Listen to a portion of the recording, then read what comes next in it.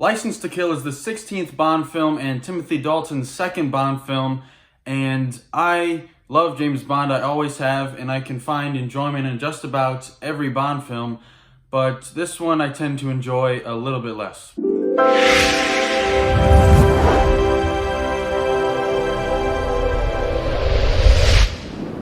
Now, this being Timothy Dalton's second Bond film, coming off of The Living Daylights, which I also I really like that film.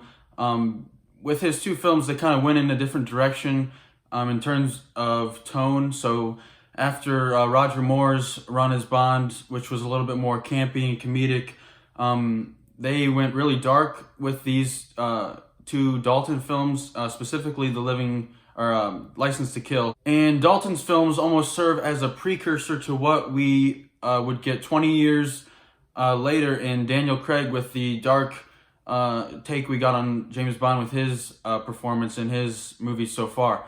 So now when it comes to License to Kill, I do like the change up of tone that they brought to these two movies, specifically License to Kill, but I've heard a lot of people talk about the tone as the problem with the movie and how they weren't really ready for that at the time, but I personally really like the tone. I think it makes Bond a little bit more personal, especially in this movie, as the plot revolves around James Bond going after the killers of his CIA counterpart, Felix Leiter, and those killers being a massive drug cartel that he then goes and investigates and gets all wrapped up in.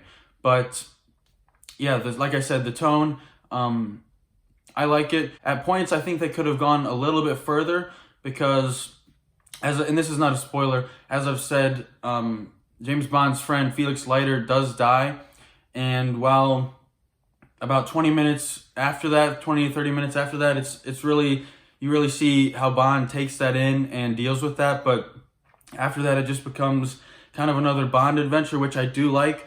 If they're going to go for this dark tone, I would rather them have gone all in with it instead of half and half. But as for other issues, I'd say the story feels somewhat bland because, as I said, the first fourth of the movie really had me because you kind of get to see a different side of Bond that you typically don't see in many Bond films. You meet all these characters, but there's no real character to them. Like, for example, the two Bond girls of the film, not really that interesting at all. Partially because of what the script gives them.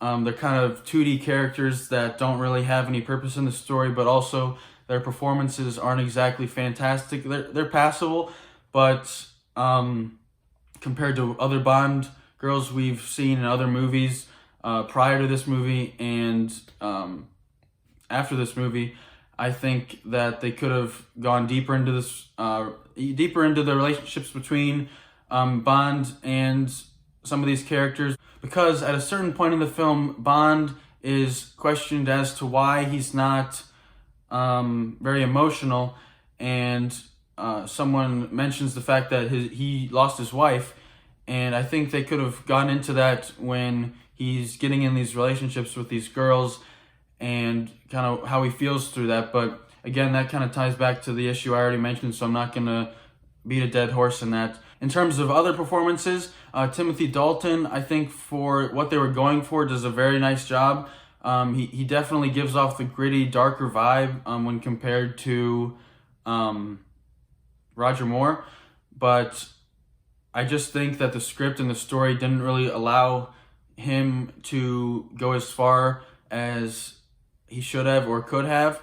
He's still very enjoyable to watch, and I like him as Bond. He's not really one of my favorites, but I still have a great time watching the movies that he's in, especially this one.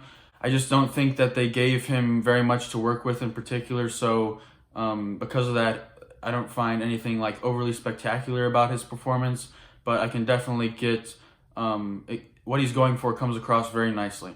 As for the performance of the villain, we've seen villains like this, like in Live and Let Die, in the drug world, and this is a bit more of a realistic take on that world, and the performance is pretty good, but most of the time it just comes across as this brooding guy, very dangerous, and you definitely don't want to get around him.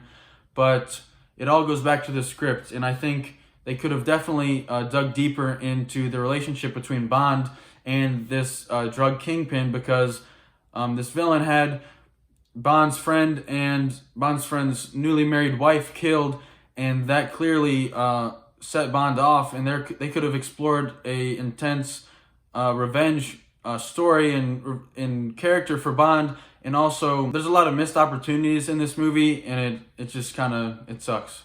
And although this movie is substantially darker than a lot of Bond movies, there's still some fun to be had here. There is a lot of exciting action, lots of explosions, especially towards the end.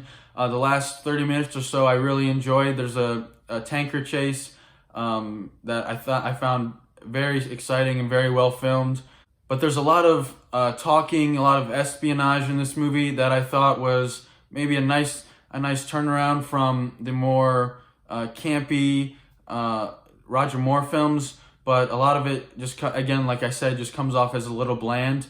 And overall, I think this is a pretty solid Bond movie, but definitely not one that I now revisit a lot. I remember as a kid I used to watch this one a lot more, surprisingly, but yeah, over the past couple times I've watched it, I've just found myself not as invested as I would have liked, and just kind of bored, to be honest.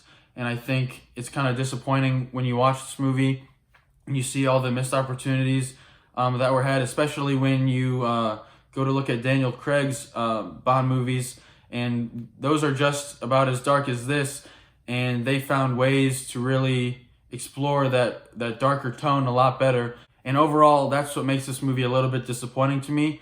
I'd still recommend seeing it if you are a huge fan of Bond and you're maybe tired of watching the more campier ones. But I'm going to give this movie a 7.4 out of 10. Again, this is a pretty okay Bond movie. There's definitely some flaws, but I can still enjoy watching it.